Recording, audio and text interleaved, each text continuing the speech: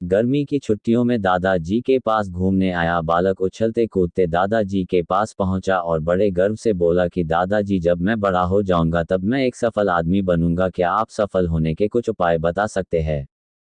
दादाजी हाँ में सर हिला दिया और बिना कुछ कहे लड़के का हाथ पकड़ा और उसे करीब की पौधशाला ले गए। वहां जाकर दादाजी ने दो छोटे छोटे पौधे खरीदे और घर वापस आ गए। वापस आकर उन्होंने एक पौधा घर के बाहर लगा दिया और दूसरा पौधा गमले में लगाकर घर के अंदर रख दिया।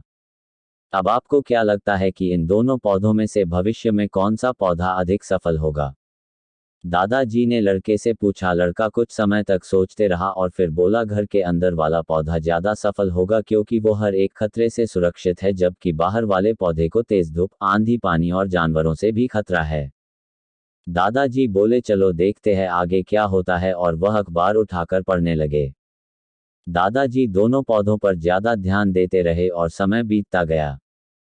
3-4 साल बाद जब एक बार फिर वह लड़का अपने माता पिता के साथ गांव घूमने आया तब अपने दादाजी को देखा तो देखते ही बोला, दादाजी, पिछली बार मैंने आपसे सफल होने के कुछ उपाय मांगे थे पर आपने तो कुछ भी नहीं बताया था, पर इस बार आपको कुछ बताना ही होगा।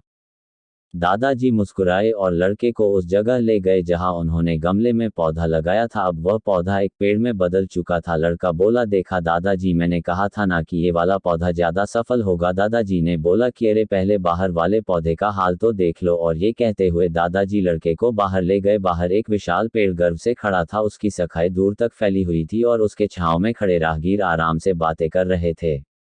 अब दादाजी ने पूछा, बताओ कौन सा पौधा ज्यादा सफल हुआ? लड़का कुछ शर्माते हुए बोला, बाहर वाला।